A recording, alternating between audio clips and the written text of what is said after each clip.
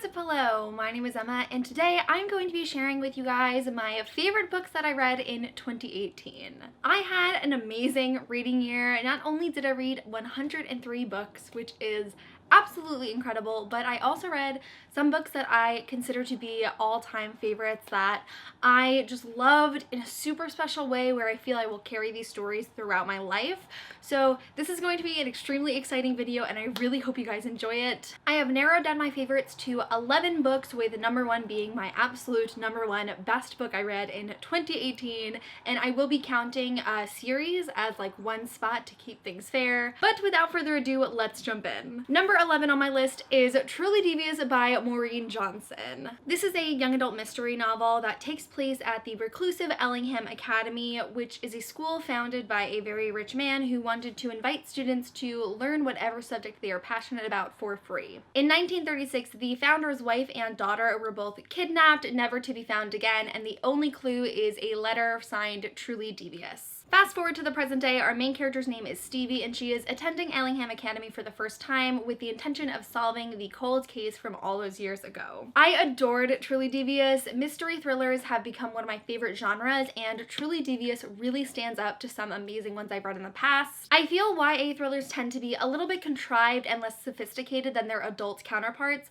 but Truly Devious is so complex and intriguing. There are so many threads and answers to be left even by the conclusion of the first book. The cast of characters is so charming and diverse. Stevie herself deals with anxiety, which I find to be an incredibly accurate representation. And especially as this book not only features Stevie's story, but also flashbacks and little tidbits that provide information on what was happening before the kidnappings in 1936, it makes for an all-around really immersive experience that will keep you on the edge of your seat. If you're looking for an incredible new mystery story, I would highly recommend Truly Devious. I'm currently reading the sequel, The Vanishing Stair, which I am actually loving even more than book 1, which is super surprising. I just have a greater appreciation for the characters, and the way the story sets up is super intriguing. So if you have not read Truly Devious yet, I'd highly recommend it. Number 10 on my list of favorites of 2018 is Ace of Shades by Amanda Foody. If you want to hear more about this book specifically, I do have a spoiler-free review that you can check out in the description. Ace of Shades is a book I really loved when I first finished it, but I didn't think it was necessarily at the caliber to be like a favorite of the year. But over time, I read this book in April. I have just not been able to stop thinking about how much I love this story and this world and their characters, that it really surprised me by climbing to the top of like my absolute favorites of the year. Ace of Shades is a young adult fantasy novel that is set in an Atlantic City / Las Vegas inspired place called New Rains. Our main character's name is N, and she has dropped out of finishing school to travel to New Rains because her mother has gone missing, and her only lead is a boy named Levi. As it turns out, Levi is an extremely young crime lord in the City of Sin who is currently running a Ponzi scheme that is going very badly, so he has some dangerous enemies on his tail. When N arrives, she offers Levi a good sum of money to help her find her mother, so they traverse the City of Sin, getting into a bunch of different exciting adventures, trying to get information about N's mother's whereabouts. I have so many great things to say about Ace of Shades, but the one like shining element that I adore about this story is the magic system. In this story, every person comes from 2 families of talents, and these can range from anything as mundane as accounting to creating magic and the currency that is used in this world. It's so hard to explain in a concise way because there are so many layers to it, but it was really enchanting and unique that it made it one of like my favorite fantasy worlds that I've read in a very long time. The characters in this novel are so lovable. N has such great character development, and seeing the depths of Levi's personality and who he truly is as a character was really fascinating. Plus, the side characters are super badass and so much fun to read about. This story was just so much fun and so engaging. I think Amanda Foody is incredibly talented and like one of the best authors to debut in the last few years. I really think more people should read her book. books, and my goodness, I cannot wait for King of Fools to come out this year, and so I can move on forward in this amazing series. Number 9 on my list of favorites is The Woman in the Window by A.J. Finn. This is an adult psychological thriller that follows a psychologist named Anna Fox who is agoraphobic, meaning she has an anxiety disorder that prevents her from leaving her home. Dr. Anna gets some new neighbors, and a few days after they've moved in, Anna believes she has witnessed the wife of the family being murdered inside of her home. The Woman in the Window is, I feel, the greatest thriller I have ever read. I am so blown away by A.J. Finn's talent as an author. He has the most impeccable prose that I have ever read in my entire life. This man just has the most amazing way of stringing words together to form a sentence that is so descriptive that I had to take a step back sometimes and be like, I can't believe someone found a way to put this so perfectly into words. His writing is spectacular, and the plot of this book is so beautifully constructed. There are so many plot twists that will have you convinced that you know the truth, and then 2 minutes later it'll change and you'll realize that everything you just previously believed is an absolute lie. It was so thrilling and exciting. I never knew what was going on until the very end, and I absolutely loved it. It was such an amazing experience. That being said, in the months since I have read The Woman in the Window, I've started to process the story a little bit more, and while I stand by absolutely everything I just said, I do have more problems that I took away that I didn't realize at first. The only issue I have with this book is a portion of the mental health representation. I thought Anna's character was really well written from my knowledge of agoraphobia, and also that A.J. Finn dealt with depression himself. The agoraphobia and depression rep was really good in my opinion. The problem arises at the end when a different type of mental illness is greatly stigmatized in a way that has been done over and over and over again in media, and it's very harmful to that population, and it did take me a while to really realize the impact of the end of this story. So while I love it, and I will continue to love it, and I think A.J. Finn is so talented, and I will read absolutely everything he writes in the future, I will carry this gripe with me when reflecting on it in the future. Number 8 on my list is a new middle grade series that I just absolutely fell in love with this year, and that is Nevermore, The Trials of Morrigan Crow, and its sequel, Wondersmith, both by Jessica Townsend. Nevermore follows a girl named Morrigan Crow who has lived her entire life believing that she is cursed and that she is destined to die on her 11th birthday. But before she can meet her inevitable doom, she is whisked away by a man named Jupiter who takes her to a magical land called Nevermore, where she is competing in a set of different trials to win a place in the Wondrous Society. I love absolutely everything about Nevermore. I really cannot recommend this book enough to absolutely everyone, regardless of your reading tastes. It is such a fun, whimsical story that brought me so much joy. The atmosphere of this world is so enchanting and colorful. You feel like you are being transported into a different world with Morrigan, and those are some of my favorite fantasy stories to read. There are so many fun, magical figures in the story that Morrigan encounters, and it is just an exciting adventure novel that I think anyone of any age could enjoy. And then I just recently finished the sequel, Wondersmith, which definitely held up as a super satisfying follow-up to the fantastic story like Nevermore. All of the praise I just gave for Nevermore totally stands true in Wondersmith, but what I love about this installment is it really expands on the world. We get to see more of the actual Wondrous Society and what that means for Morrigan and the rest of her peers.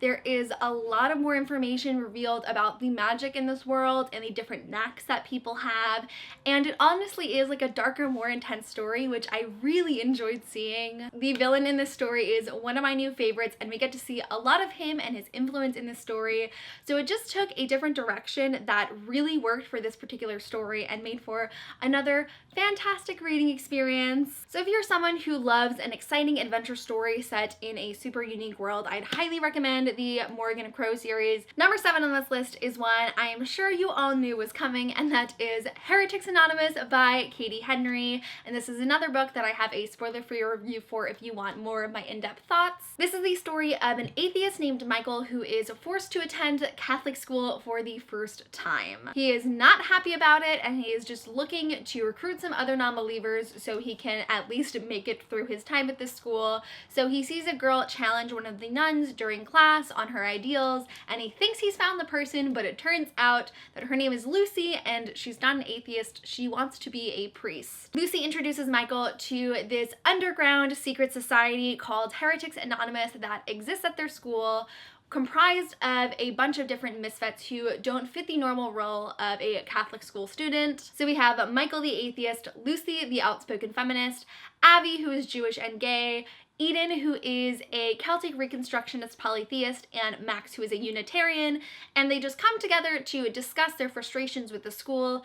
But with Michael being the wild card in the group, he encourages his friends to take their discussion public and start questioning the hypocrisies of the school. I love Heretics Anonymous so much, it's actually kind of annoying, as I'm sure some of you have felt over the past year. It takes a topic that is so controversial in young adult literature, such as religion, and approaches it in a lighthearted, humorous way that I feel is so easy to connect to. There are just not enough funny fiction novels in the world. There are books that have humor, but then there are like funny books, and if you're looking for something that's gonna make you laugh out loud, I highly recommend Heretics Anonymous. And another thing I really love about this book is not only just watching another story of teens rising up against authority and speaking their truth and sharing their message, I also just really loved the friend dynamic in this story. I'm a sucker for a good story about a group of friends that has a super cool, unique relationship, and Heretics Anonymous is so perfect for that. All of the characters in this book are so incredibly different, but despite that, they are able to form this bond where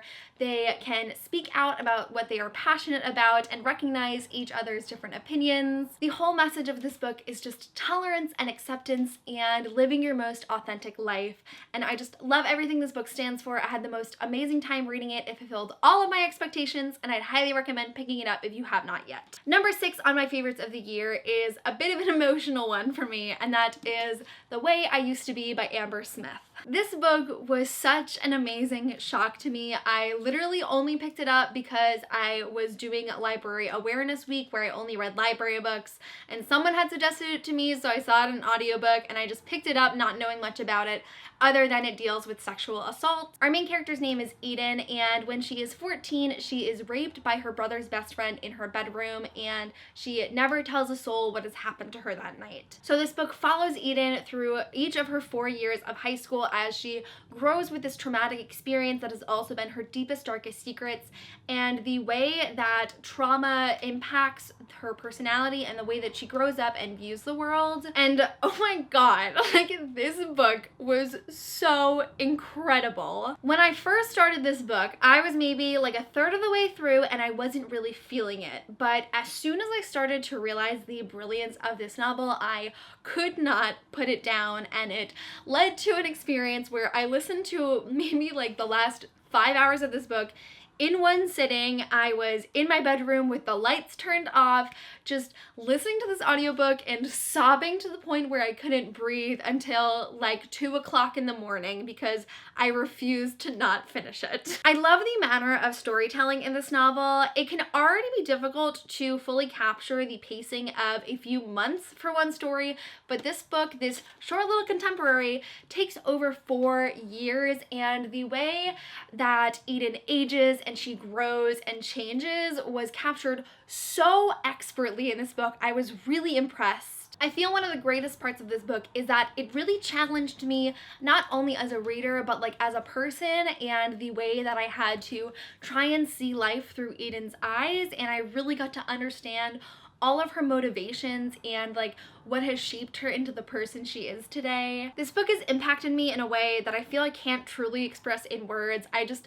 have this like intimate relationship with this book where I feel like tied to it, and that's an amazing experience to have with the story. I cannot recommend The Way I Used to Be enough. It was an incredible story that I feel everyone should experience, and if you are in the mood for something that is so emotionally hard-hitting, that is really going to make you think and cry and feel all the things, this is not one you should miss. With The Way I Used to Be included, we have moved into my like new favorites of all time, with number 5 being The 7 Husbands of Evelyn Hugo by Taylor Jenkins Reid. I am sure you have seen this book on other people's favorites of the year because it was just like unanimously beloved by BookTube, but the hype around it is totally accurate. It was an absolutely spectacular novel. It follows a writer named Monique who is invited to write an article for the elusive Hollywood star named Evelyn Hugo. But when Monique arrives at Evelyn's luxurious apartment, she finds out that Evelyn has not hired her to write an article for Monique's journal. She has actually hired Monique to write her life story that Monique will publish after Evelyn has died. The 7 Husbands of Evelyn Hugo is indescribable. If you need a book to devour, Evelyn Hugo is it. This is a book that you will pick up and not be able to stop. I listened to the audio version of it, which was incredible, and I just found myself looking for every excuse to listen to it because I didn't want to be without this story. Evelyn Hugo is just an incredible woman with a one-of-a-kind life story. I love the way this book addresses topics like sexuality and race and domestic abuse and like societal pressures. It deals with so many amazing topics that are explored beautifully in this novel. I will say I didn't love Monique's portions of this novel as much. I like really only cared about the flashbacks telling Evelyn's story. Nonetheless, it is just one of those books that will always have an imprint on me. I already got my sister and my mom to read it and they both loved it as well. It is a book I will absolutely be rereading many times throughout my life and I will never be able to forget about. It's really just like a one-of-a-kind story, and if you have not read it yet, I'd really recommend you do so. Now, number 4 on my list of favorites of the year is technically a reread that I originally read in 2017, and I don't normally include rereads as a part of my favorites. But last year I filmed my favorites video before I read this book, so I wasn't able to include it in last year's, and I did read it not once, but 2 times this year, so it has rightfully earned its place, and that is The Afterlife of Holly Chase by Cynthia Hand. When I first found out about this book, I never imagined the impact it would have made on my life, but it is another story that has just been so present in my mind from the first moment I picked it up, and it has been impossible to forget about. The Afterlife of Holly Chase is a sort of reimagining of A Christmas Carol by Charles Dickens. It follows a girl named Holly who is 17 and visited by 3 spirits on the night of Christmas Eve who encourage her to change her ways, but she decides not to, and the next day she dies. 5 years later, Holly finds herself working at Project Scrooge, which is an organization that recreates the story of A Christmas Carol every single year in the hopes of changing a Scrooge's ways. So Holly has lived the past 5 years in this pretty mundane afterlife, but things change as the Scrooge this year is 18 and young and hot, so she decides to start snooping around and try to get to know him in person and not just as the ghost of Christmas past. I don't know what it is about this book, but it is so distinct and unique that I am so incredibly in love with it. The tone of the atmosphere of this novel is really unique. It strikes this balance between paranormal, between the spirits and some form of magic, but then it also has this speculative side that is focused on science and technology that allows Project Scrooge to function, and it is just very individual in that sense. Holly is the best sort of unlikable narrator to follow because she is at her core like very mean and selfish and manipulative and materialistic at the start of the story, but you begin to fall in love with her and really root for her, and she has such a lovely story of character development that I think everyone can enjoy. It's suspenseful and entertaining and funny. Given the actual writing style, like the prose of this book is nothing impressive in my opinion, but The Afterlife of Holly Chase just has that spark, that it factor that makes you fall in love with it. And I have read this book 3 times in the span of a year. It is such an all-time favorite of mine. I will be rereading this every year around Christmas because it is the perfect Christmas YA story, and if you have not read this book yet, please go read it and tell me how much you love it. Number 3 on my list of favorite books of 2018 is Scythe and Thunderhead by Neil Shusterman. I actually have spoiler-filled reviews of both Scythe and Thunderhead, which I will link in the description below if you want to check them out. The Arc of a Scythe series took took me by storm at the beginning of the year. As soon as I started this series, it was an immediate favorite. It takes place in this futuristic, almost utopian world where science has progressed so much that almost every negative experience in life has been eliminated, such as poverty, hunger, and even natural death. And so because the people in this world are essentially immortal, they reset their ages multiple times throughout their life, and they are incapable of dying, there is this organization of people called scythes who have the ability to glean people in order to keep the population under control and basically end their lives. So Scythe follows two teens who become the apprentices to a scythe and essentially learn all of the ways of scythedom and are competing to become a scythe themselves, because when one succeeds, the other one is their first glean. Neil Shusterman is so freaking talented. Like, he has one of the most flawless crafts I think I've ever read. He is such a well-rounded storyteller, and it made Scythe and Thunderhead just mind-blowingly amazing. The structure of this world is so well-rounded. It is so complex with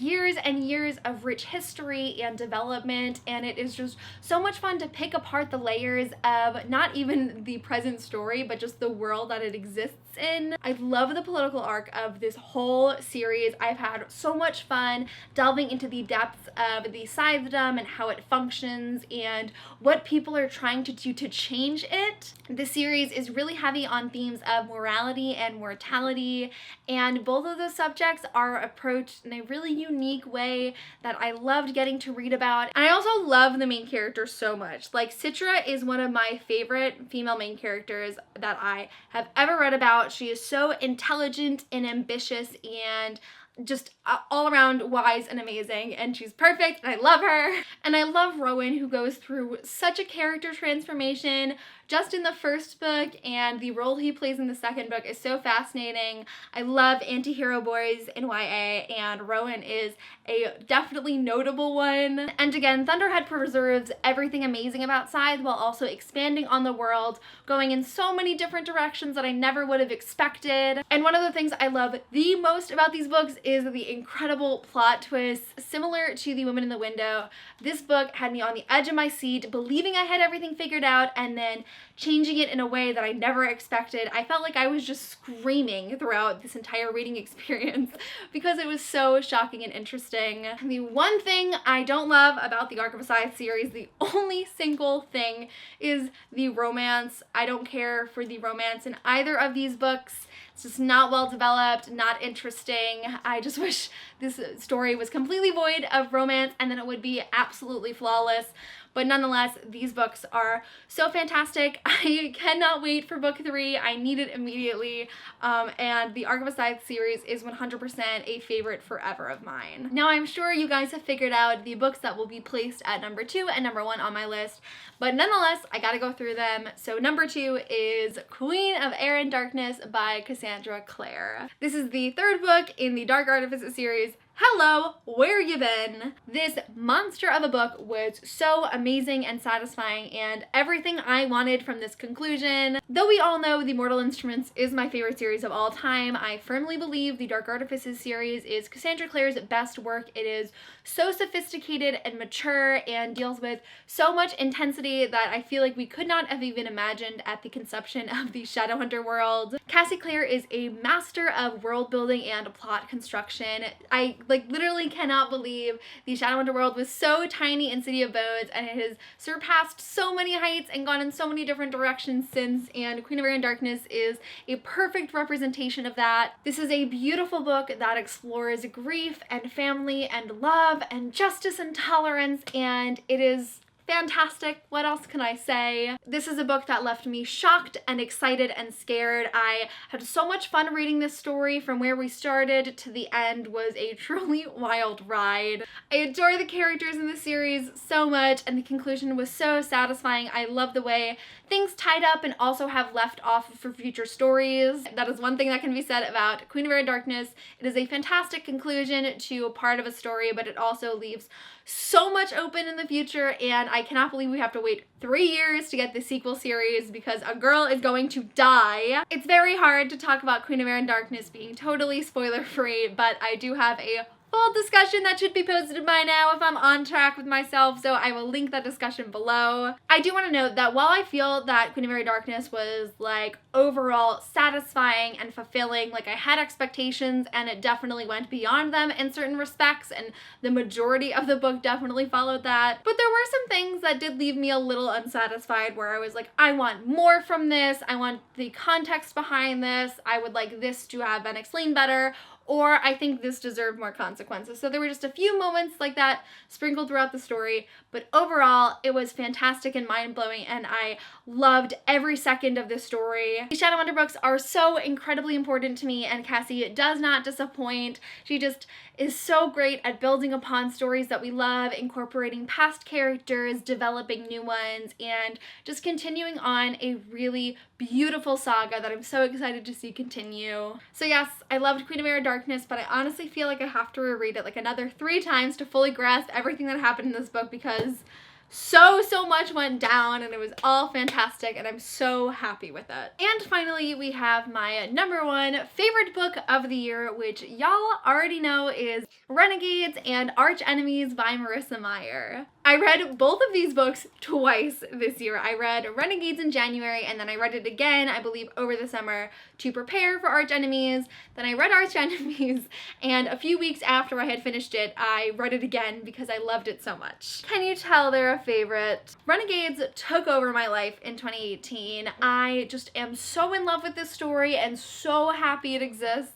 Renegades takes place in a futuristic world where certain populations have gained superpowers. Throughout a long history of oppression and then anarchy, where the story takes off, we have the Renegades, who are superheroes that protect the general public, and we have the anarchists who want to destroy the Renegades and bring back the world to the time of anarchy. Our main character is Nova. She's an anarchist who has the ability to put others to sleep and also never have to sleep herself, and she decides to go undercover as a renegade and infiltrate them from within. And our second main character is Adrian, who is the son of the 2 heads of the Renegades, and Adrian is currently living a double life where by day he is the dutiful renegade, but by night he is the Sentinel, who is an anonymous superhero who wants to stop crime but does not want to abide by the Renegades' rules. Renegades is full of questions about morality and justice, as well as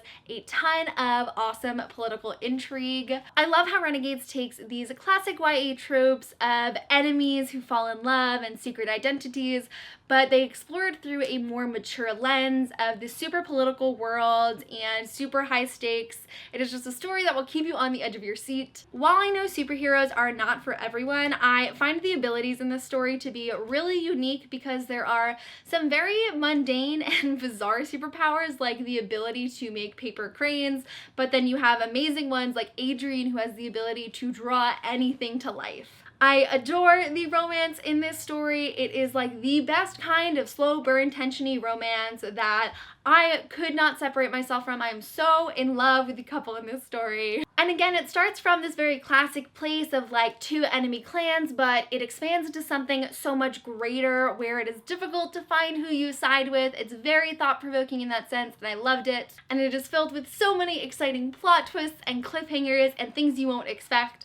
Marissa Meyer is so fantastic when it comes to storytelling, in my opinion. She's one of my all-time favorite authors, and I'm just so glad I read the Renegade series this year. I adore these books so much, and I cannot wait for the final conclusion of this amazing story because it is absolutely an all-time favorite of mine. So that concludes my list of my favorite reads of 2018. Again, I read so many fantastic novels this year. I started some amazing series, and I found some absolute favorites of all time. It was a very satisfying reading year, and I can only hope that 2019 is the same. In the comments below, I would love to know if you guys have any thoughts on the books that I consider my favorites from this year. Are they some of your favorites too, or did you not like them as much? But also let me know what were your personal favorites. That is it for this video. Thank you guys so much for watching, and I will see you soon for a new video. Bye!